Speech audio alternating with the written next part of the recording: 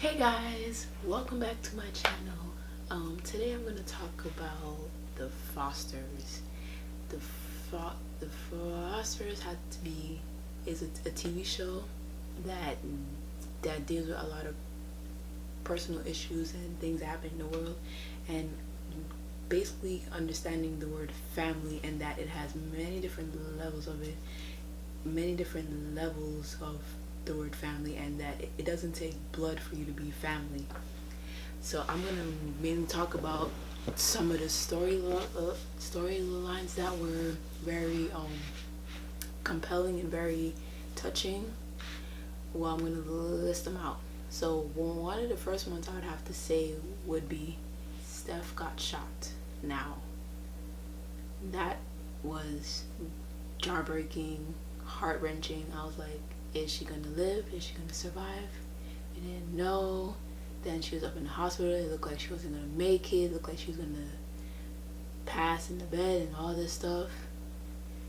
And that really brought me to my core. Another moment that brought me to my core was when the Anchor Beach school got put on shutdown, like because of Nick, because he was obsessed with Mariana, and he brought a gun to school, and it was just a big mess. And it was like he had the gun the whole time, and it was like anything could have set him off to a point where he could have used that gun on them.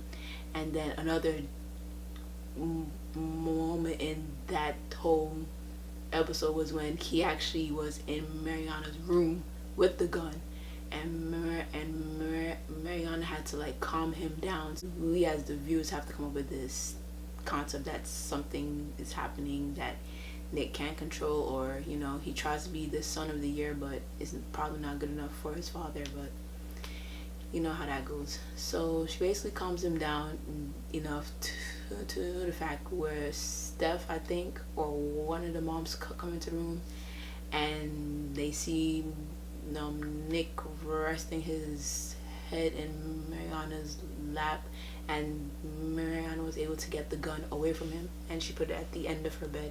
And I think that was another scary moment / sad moment where I was like, oh my god, like anything could have happened, like because at that point Nick was so upset, so mad, so this, so that, and anything could happen in that scene. Another crazy scene was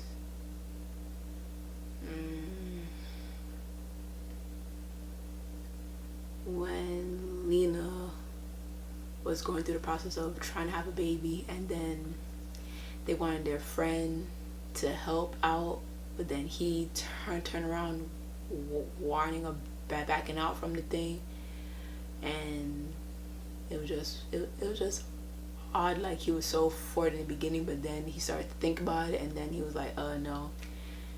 And when she actually lost the baby, that was very, very sad.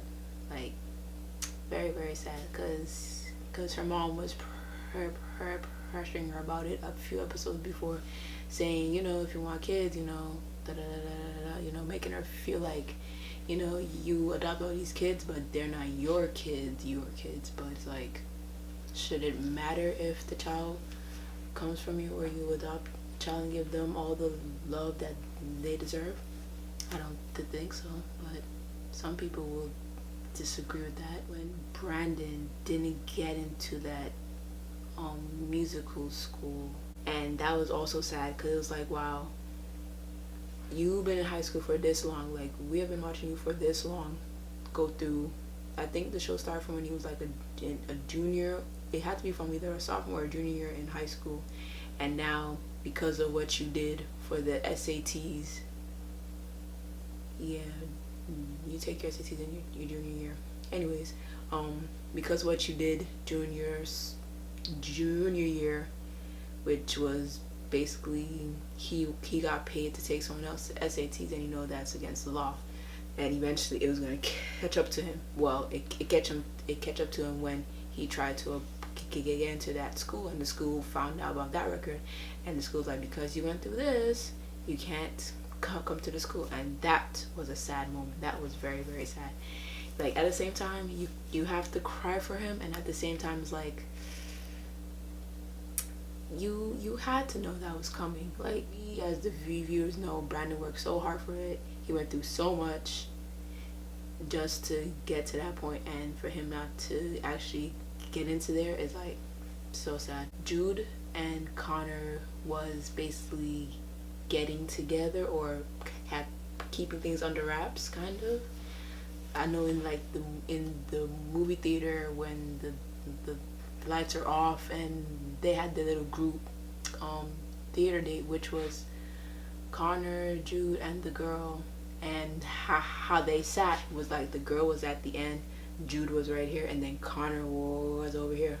So it was like the girl was in the middle, which would have been more difficult for the scene to happen. But because Jude and Connor was sitting right next to each other, we see like Connor like trying to like touch Jude's hand a little bit, and you know he's kind of scared, he doesn't know, he's curious or whatever. But Jude, you know, since he's a little more outgoing, a little bit out there, he just took the initiative, and he just basically held his hand. So that in that moment, we was all rooting for Jude and Connor, Jude and Connor, Jude and Connor. Like that, it was the hashtag for them. Jude and that boy, his name was Jack. Yeah, he was in the system, I believe, and he felt like he wasn't gonna get adopted and whatever. And Jude was trying to be that encouraging friend until, you know, till Jude realized that he had self-harmed himself. And that other one would be when Callie and Brandon finally got together. Y'all can make your own assumptions with that.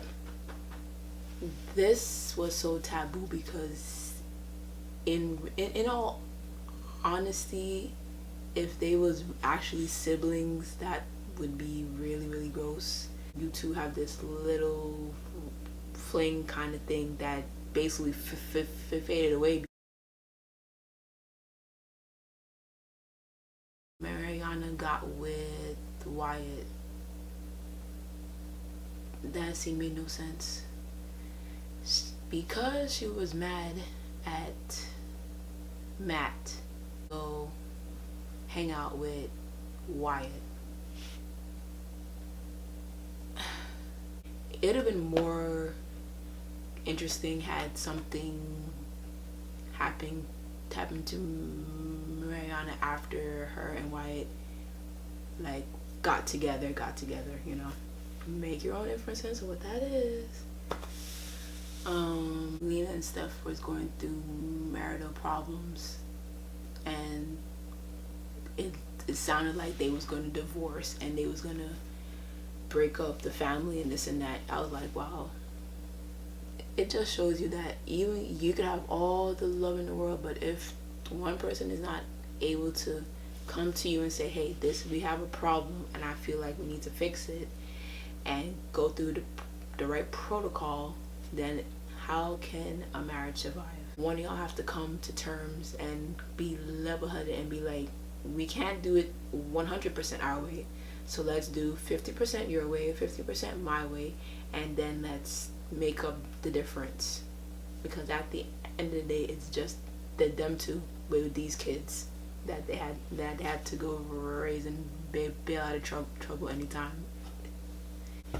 So Mariana and her twin brother, I believe, they had two powerful storylines where their mom tried to come back in their life, and it was so emotional, so thing. And her twin brother at the time, he had got hit in the head, and he had a head injury where he was in a coma for so long, and he was reliving his childhood, like all the things with his mom and stuff. That's why he had such a resentment. So that was like a sad storyline where he had got hit, and we didn't know what was going to happen to him. We didn't know whether he was going to survive, live. We didn't didn't know how long it would take for him to recover. We didn't know how long and intense the road to recovery was going to be for Jesus. And the other storyline was when they got into a car accident with their mom. That we didn't know what was going to happen. We don't know it. We didn't know whether Mariana was going to die. We don't know whether Jesus was going to die. We don't know whether the mom was going to die and lose the baby, or lose the baby and she live, or she dies and the baby lives. That was anything can happen. And the crazy thing is that at the end of that episode, Steph got that call that an accident had happened, so she was on her way. I was like, oh boy. Jude and Callie was getting adopted. They found out that Callie and Jude did not share the same birth father, so Callie couldn't get adopted on that day. And both wanted this. They both wanted to be accepted as a family. They both wanted to get adopted. And then Jude was like, no, I'm not going to get adopted if Callie's not getting adopted. But today is your day. You're the one we're celebrating, but we're going to celebrate as it's the both of us getting adopted. I'm happy. Callie's real dad, and that he didn't want to sign the papers, and that he wanted to take care of Callie, but Callie was like, no, but he was putting up a struggle to try and become the legal guardian, and it was like the father was trying to do a power struggle with her two parents, and he felt like he could give her everything, and so then it just put it in a messed up situation where it's like he didn't want to sign papers, and then the daughter went in the mailbox to rip up the letters and all this mess. I'm like, so I can see why Callie started to get frustrated. So I was sad that she felt like she wasn't going to get adopted into the foster family and so forth. I hope you guys enjoyed this little video. Please comment, rate, and subscribe, and I'll see you on the